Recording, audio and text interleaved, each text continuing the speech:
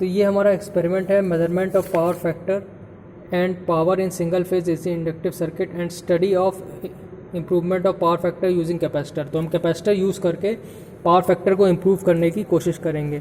तो power factor कैसे improve होता है, पहले हम ये सर्किट बनाएंगे और सर्किट बना के रेजिस्टिव इंडक्टिव लोड लगाएंगे, क्योंकि ज़्यादातर लोड जो हम यूज़ करते हैं वो रेजिस्टिव इंडक्टिव लोड होते हैं। तो रेजिस्टिव इंडक्टिव लोड यूज़ करके फिर हम उसमें कैपेसिटेंस को पैरेलल में लगाएंगे, पैरेलल में लगा के देखेंगे कि पावर फैक्टर कैसे इम्प्रूव हो रहा है। तो ये जो किट है ये आपके सामने है। पहले हम इसको सर्किट को देखते हैं। तो सर्किट को देखते हैं, देखिए यहाँ पे ये सोर्स है। तो सोर्स में हमने 230 वोल्ट का यहाँ पे ट्रांसफार्मर लगाया है, ठीक है। हमारे पास वेरिएबल ट्रांसफार्मर मौजूद है, तो वेरिएबल ट्रांसफार्मर से हम इसको वेरी कर सकते हैं। ये वोल्ट मीटर लगा है। वोल्ट मीटर देखिए आप, ये पैरेलल में लगा हुआ है। एम मीटर जो है वो सीरीज़ में लगा हुआ है, ठीक है। एम मीटर हमेशा करंट मेज़र करता है, वोल्ट मीटर वोल्टेज मेज़र करता है। तो वोल्ट मीटर जो है 300 वोल्ट तक मेज़र कर सकता है, एम मीटर जो है वो करंट मेज़र करेगा। यहाँ पे देखिए एक वॉट मीटर लगा है। वॉट मीटर क्या होता है, वो डिवाइस होता है जो पावर को मेज़र करता है। यहाँ पे एम एल सी वी ये 4 टर्मिनल हैं। तो एम जो है वो मेन लाइन से कनेक्टेड है, एल जो है लोड से कनेक्टेड किया जाता है, सी कॉमन टर्मिनल होता है, सी को एम से ज्वाइन करना होता है, और वी जो है ये न्यूट्रल से कनेक्टेड है। तो इस टाइप से ये सर्किट बना हुआ है। तो इसी सर्किट को हम रियलाइज़ करेंगे और फिर उसके बाद हम यहाँ पे हम मेज़र करेंगे कि कैसे पावर फैक्टर इम्प्रूव हो रहा है। तो देखिए हमने क्या किया है, यहाँ पे सर्किट को ध्यान से देखते हैं। सबसे पहले ये MCB है। MCB जो है ये MCB मिनिएचर सर्किट ब्रेकर है, इससे सर्किट ऑन होता है। तो सर्किट ऑन होने से पहले हम कनेक्शंस को अपने चेक कर लेते हैं। मैंने कनेक्शंस पहले से कम कर दिया है, पहले से जोड़ दिए हैं ताकि वो वीडियो आपका शॉर्ट रहे, ठीक है। तो सबसे पहले हमने क्या किया कि ये फेज़ और न्यूट्रल, ये फेज़ और न्यूट्रल ये जो है ये वेरिएबल आउटपुट आपको दिखा रहा है। ये देखिए इसमें लिखा हुआ है वेरिएबल आउटपुट, ठीक है। आउटपुट को मतलब कि ये जो है हम इसको वोल्टेज को, ये जो आप देख रहे हैं कि ये पोर्शन है, तो इसके वोल्टेज को हम वैरी कैसे कर सकते हैं। ये इसमें ये नॉब लगा हुआ है, ये 0 से लेके हम 300 तक, इसको 270 तक यहाँ पे वैरी कर सकते हैं। इसको आप ध्यान से देखिए, 0 से लेके हम 270 वोल्ट्स तक इसको ऑटो ट्रांसफार्मर की हेल्प से वैरी कर सकते हैं। तो पहले हम 0 पे सेट कर दे रहे हैं इसको, फिर हम धीमे धीमे करके इसको वैरी करेंगे। तो यहाँ पे हमने इसको 0 पे सेट कर दिया, ठीक है। उसके बाद हम देखते हैं कि ये फेज़ और न्यूट्रल में हमें वोल्ट मीटर से पहले वोल्टेज मेज़र करना है, जैसे कि इसमें बना हुआ है। यहाँ पे वोल्ट मीटर को पैरेलल में लगाना है। तो पैरेलल में लगाना है इसका मतलब है ये देखिए एक तार जो है ये तार देखिए, ये तार जो है ये न्यूट्रल पे लगाया और ये जाके ये वोल्ट मीटर के यहाँ पे लगा दिया, ठीक है। ये डिजिटल वोल्ट मीटर है। दूसरा वोल्ट मीटर का तार लेके हमने ये देखिए ये तार ये जा रहा है, ये जा रहा था, तो हमने ये फेस पे लगा दिया। तो एक तार हमने फेस पे लगा दिया और एक तार हमने न्यूट्रल पे लगा दिया, ठीक है। तो ये वोल्ट मीटर लग गया। फिर उसके बाद हमने क्या किया है कि यहाँ पे एमीटर को हमें सीरीज़ में लगाना है। तो देखिए हमने क्या किया, ये जो तार लिया है फेस से, फेस का तार लेके यहाँ एमीटर पे लगा दिया और एमीटर से एक वायर लेके हमने अपने पावर फैक्टर मीटर पे लगा दिया है, यानी एम वाले टर्मिनल पे। देखिए यहाँ पे एक एमीटर पे तार लगा है, एमीटर से एक तार लेके एम पे कनेक्ट किया है। तो यहाँ पे देखिए एमीटर से जो तार आ रहा है, इसको देखिए ध्यान से, एमीटर पे जो तार आ रहा है ये एम से कनेक्ट कर दिया है, ठीक है। अब क्या करेंगे, जो एम और सी वाला टर्मिनल है, यहाँ देखते हैं एम और सी वाला, उसको शॉर्ट कर देंगे। तो ये देखिए लाल तार जो है, इस लाल तार से एम और सी के बीच में टर्मिनल को शॉर्ट कर दिया, जैसे कि यहाँ पे बना हुआ है, एम और सी को शॉर्ट करना है, ठीक। फिर उसके बाद वी जो टर्मिनल है, वी टर्मिनल आप देखिए ये वी, ये मैं हाथ में लिया हूँ। तो वी टर्मिनल का एक हिस्सा जो है वो यहाँ पे ये तार जो गया है वो हमने यहाँ पे लोड से कनेक्ट कर दिया है, ठीक है।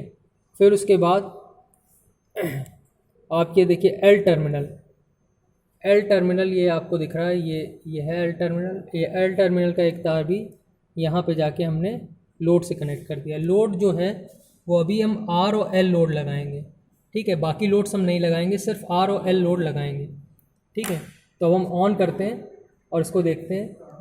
तो MCB ऑन की, ठीक, ये रीडिंग आ रही वोल्ट मीटर में, एमीटर में। अभी क्योंकि ट्रांसफार्मर आपने जो ट्रांसफार्मर है 0 रीडिंग दिखा रहा है, ट्रांसफार्मर आपने वोल्टेज देना स्टार्ट नहीं किया। अब हमने वोल्टेज को धीमे धीमे बढ़ाना स्टार्ट किया। जैसे जैसे वोल्टेज बढ़ाएंगे वैसे ही डिजिटल वोल्ट मीटर में भी रीडिंग बढ़ रही है और एमीटर में भी जो करंट है वो बढ़ता जा रहा है।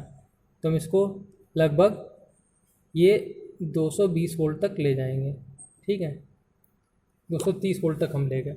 अब देखिए बल्ब ग्लो करने लगे, ये क्योंकि हमने आरएल लोड लगाया है, तो आरएल लोड में ये बल्ब ग्लो कर रहे हैं। अब उसके बाद हम क्या कर रहे हैं कि पावर फैक्टर मीटर अगर आप देख रहे हैं तो पावर फैक्टर मीटर जो है ये 1 से इसकी वैल्यू कम आ रही है। आप देख रहे हैं कि ये 0.8 आ रही है, मतलब ये लैगिंग पावर फैक्टर दिखा रहा है। ये पावर फैक्टर जो है वो लैगिंग है। अब क्या करना है, हमें कैपेसिटर को कनेक्ट करना है। तो कैपेसिटर को अगर हम पैरेलल में कनेक्ट कर देंगे, तो कनेक्शन हमने पहले से ही कर रखे हैं, कैपेसिटर को अगर हम पैरेलल में कनेक्ट कर देंगे कैपेसिटिव लोड को, तो यही रीडिंग, ये पावर फैक्टर जो है वो चेंज हो जाएगा। अब हम कैपेसिटर के इसको ऑन कर रहे हैं, ये देखिए इसको ये हमने किया ऑन, देखिए ये पावर फैक्टर इम्प्रूव हुआ, मतलब पावर फैक्टर बढ़ गया। अब हम दूसरे कैपेसिटर के स्विच को ऑन करेंगे, ये अब देखिए अब ये दूसरे साइड पे पढ़ने लगा है, ठीक है, दूसरे साइड पे पढ़ने लगा है, क्योंकि पहला वाला स्टेज जो है वो अंडर एक्साइटेड दिखा रहा है और दूसरा वाला स्टेज जो दिखा रहा है वो लीडिंग पावर फैक्टर दिखा रहा है। लैगिंग उस साइड था लेफ्ट साइड में और राइट साइड में लीडिंग पावर फैक्टर। तो उसके बाद फिर हमने क्या किया कि और अगर हम बढ़ाएंगे तो ये और गिर जाएगा, लेकिन अब हमें बढ़ाने की ज़रूरत नहीं है, क्योंकि जो पावर फैक्टर बेस्ट होता है वो होता है 1, ठीक है। तो हमें 1 पावर फैक्टर चाहिए, तो इसलिए हम क्या करेंगे कि हमने फिर से एक कनेक्शन को बंद कर दिया। तो हम अपने हिसाब से जो है बेस्ट पावर फैक्टर रखेंगे, ठीक है। जितना ये 1 के पास होगा उतना अच्छा पावर फैक्टर ये माना जाएगा। अब देखिए इसमें क्या हो रहा है उसको हम समझना पड़ेगा, थ्योरी पार्ट को। जो आरएल लोड था, वी वोल्टेज था और आई करंट था, तो वी वोल्टेज को हमने रेफरेंस ले लिया, आरएल लोड है। अब आप बात समझिए, रेजिस्टेंस में वोल्टेज और करंट के बीच में क्या एंगल होता है, 0 डिग्री।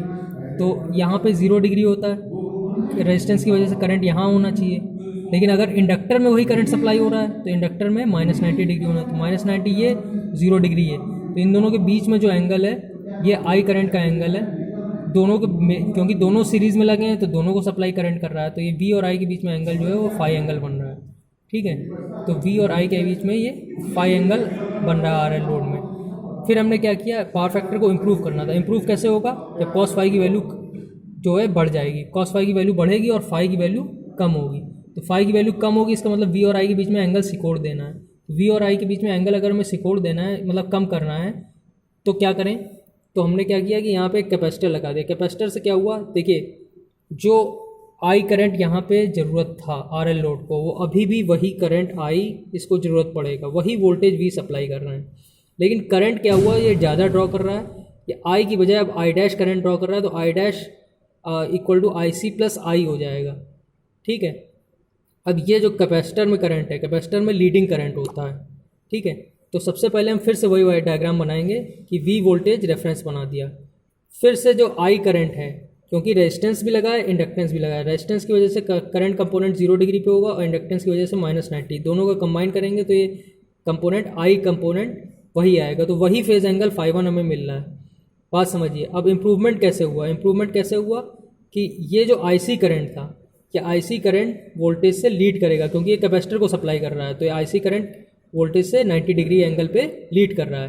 तो 90 डिग्री एंगल पे जब ये लीड कर रहा है तो अब आईसी, अब आप इस फिगर को देखिए, आई डैश, इसको केसीएल लगाइए तो I dash equal to I C plus I हो गया। तो आई सी प्लस आई हो गया, तो इसका मतलब ये और ये प्लस होके अब आई डैश रिजल्टेंट बनाएगा। ये जो है ये आई डैश है, ठीक। तो आई डैश रिजल्टेंट इसको प्लस करके, तो जब इसको प्लस किया तो आई डैश रिजल्टेंट आ गया। अब देखिए वी और आई के बीच में पहले ∅1 एंगल था, अब वी और आई डैश के बीच में जो एंगल है वो क्या है, ∅2। तो ये एंगल क्या हो गया, रेड्यूस हो गया, ये एंगल रेड्यूस हो गया, इसका मतलब पावर फैक्टर इंप्रूव हो गया। यही हमारा एक्सपेरिमेंट है कि पावर फैक्टर को कैसे इंप्रूव करें। तो हमने यहाँ पे कैपेसिटर को पैरेलल में लगा के पावर फैक्टर को इंप्रूव कर दिया है। ओके।